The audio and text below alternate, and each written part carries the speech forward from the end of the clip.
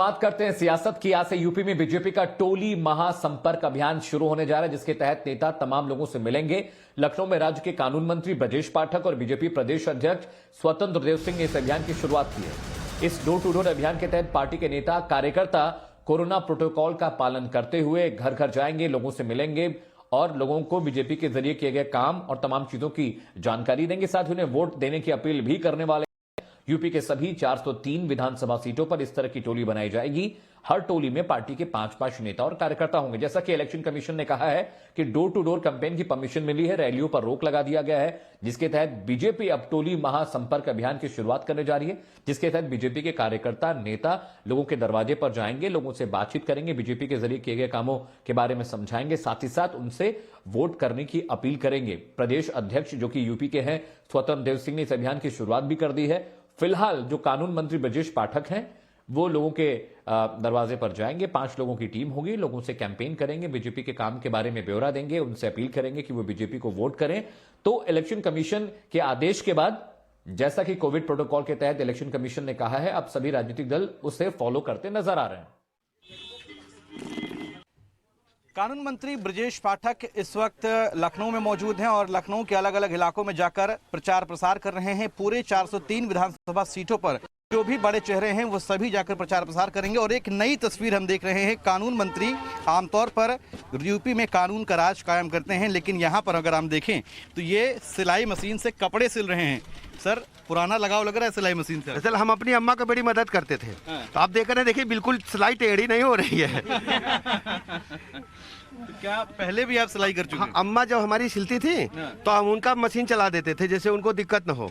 अच्छा। और अम्मा ने ये हमको सब सिखा दिया था बचपन में ही। अच्छा, इस कैंटगंज मोहल्ले में, इस कैंपगंज मोहल्ले में लगातार आप आते रहे हैं, क्या जुड़ाव लगाव रहा है कैबिनेटगंज से? देखिए, कैबिनेटगंज में मलिन बस्ती है और इसके पास में बड़े बड़े लोग रहते हैं और यहीं पर हमारे विपक्षी दल का कार्यालय भी है। वो लोग यहाँ का शुद्ध नहीं लेते और यहाँ सारे जो भाई बहन हमारे रहते हैं और उनके बीच में हम अक्सर आते रहते हैं। और यहाँ देख रहे हैं तकी अहमद की ये दुकान है और तकी अहमद ने किस ढंग से अपने परिवार की सेवा करने के लिए मेहनत के बल पर इतना अच्छा कारोबार खड़ा किया है कि सभी लोग इनसे सिलाई कराते हैं। ये कपड़े मत समझिए केवल गरीबों के हैं, ये सबके कपड़े हैं और ये सबके कपड़े सिलते हैं यहाँ। तो ये एक तरीके से आप लोग कैंपेन शुरू कर रहे हैं, घर घर जाकर प्रचार प्रसार करेंगे। क्या लगता है इस बार कि जनता जो है आपके इस कैंपेन को साथ देगी, आपके साथ रहेगी? हाँ, जब भारतीय जनता पार्टी के सभी कार्यकर्ताओं को जनता का भरपूर आशीर्वाद प्राप्त है और जहाँ भी हम जाते हैं सैकड़ों की संख्या में घरों से लोग निकल रहे हैं। कोरोना कोविड गाइडलाइन का हम लोग पालन कर रहे हैं, केवल 5 आदमी हैं और जनता का भरपूर आशीर्वाद हमें मिल रहा है। अच्छा, ये बताइए कि समाजवादी पार्टी के नेता लगातार दावा कर रहे हैं कि 400 सीटें जीत जाएंगे, 3 सीटें सिर्फ आपके लिए छोड़ रहे हैं। समाजवादी पार्टी के लोग डिरेल्ड हो गए हैं।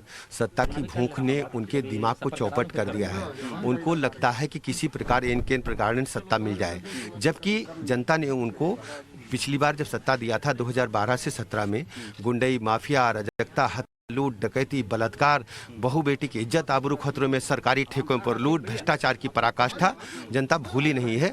आप देखेंगे जब चुनाव परिणाम आएगा तो गरीब जनता भारतीय जनता पार्टी के साथ खड़ी मिलेगी और कमल का चिन्ह अपनाएगी और भारत माता के पर समर्पित भाव से खड़ी होगी और हम पिछली बार से भी अधिक सीटें लेकर प्रचंड बहुमत के साथ सरकार बनाएंगे। ब्रजेश पाठक ब्राह्मण चेहरे के नाम पर भी बड़े चेहरे माने जाते हैं और कुछ दिनों पहले ही आपकी विपक्षी पार्टी जिसका बगल में कार्यालय है, उन्होंने परशुराम भगवान की एक मूर्ति बनाई और उसके साथ ही साथ बड़ा सा फरसा खड़ा किया। वो फरसा कल गिर गया। दरअसल आप जानते हो भगवान परशुराम जो हैं वो जैसे ही कुछ उनके विरुद्ध होता है मन से, तन से, कर्म से, तो वो कुपित हो जाते हैं। अच्छा। भगवान परशुराम को इन लोगों ने विद्वेष भावना से वहाँ मूर्ति लगाई और कई लोगों ने तो मंत्रोच्चार भी ठीक से नहीं किया।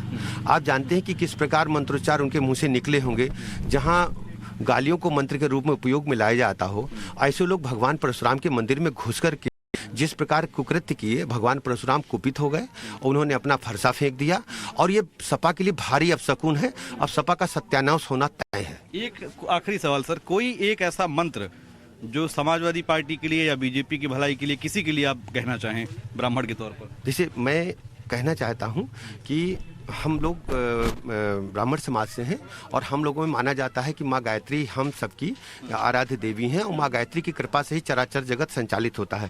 ओम भूर्भुवः स्वः तत्सवितुर्वरेण्यं भर्गो देवस्य धीमहि धियो यो नः प्रचोदयात्। बहुत शुक्रिया बातचीत करने के लिए। और ये तकी अहमद भी यहाँ पर मौजूद हैं। तकी जी, कब से आ रहे हैं मंत्री जी यहाँ पर?